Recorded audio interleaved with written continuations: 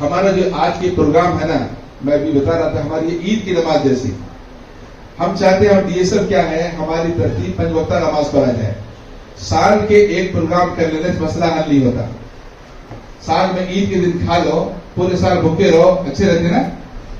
हमें क्या कहती, रोज खाती, 3 दिन खाती। इसलिए हमारे सूरी पे लेके जो जिम्मेदार हजरात हैं, आप एक तरतीब बनाओ, कम से कम 15 दिन में एक बार, महीने में एक बार इन बच्चों को आप अपनी मस्जिद में या कम स्कूल में, स्कूल सारी सहूलत है, आप इसको बुला करके बच्चों को आप उससे बोलते रहना है, क्योंकि इंसान क्या भूल जाता है। अभी जो बोले ना, शाम तक भूल जाए बहुत सारी बातें।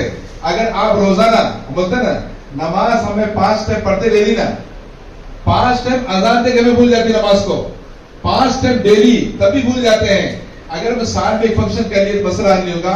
मेरी गुजारिश है हमारे रिजवान भाई से, इनायत भाई से, नवाज भाई से और यहाँ की मौलिमा से, इंशाल्लाह डीएसएफ टीम हमेशा आपके साथ है। आप तरतीब बनाओ, कम से कम महीने में 2 बार या कम से कम महीने में 1 बार बच्चों को मोटिवेशन प्रोग्राम रखिए, ताकि बच्चों को हौसला मिले, हमें आगे क्या करना है, एनालिसिस करने का मौका मिलेगा। इंशाल्लाह ऐसा करेंगे। जो आपका ख्वाब है ना, खाली 100% नहीं, डिस्टिंक्शन 100% आना चाहिए, इंशाल्लाह वो ख्वाब पूरा होगा। मैं उम्मीद करता हूँ गाँव के जिम्मेदार, आप अपनी गाँव के और वो जो मनोबल बढ़ाना चाहते हैं और इसका नाम रोशन करना चाहते हैं, तो इंशाअल्लाह आप जो है सब लोग साथ दीजिए, मेहनत कीजिए।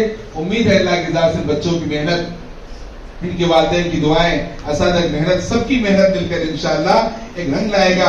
फिर इंशाअल्लाह ऐसा होगा, सूली बेदा हमारा कर्नाटक के अंदर उभरता हुआ ताल्लुका होगा।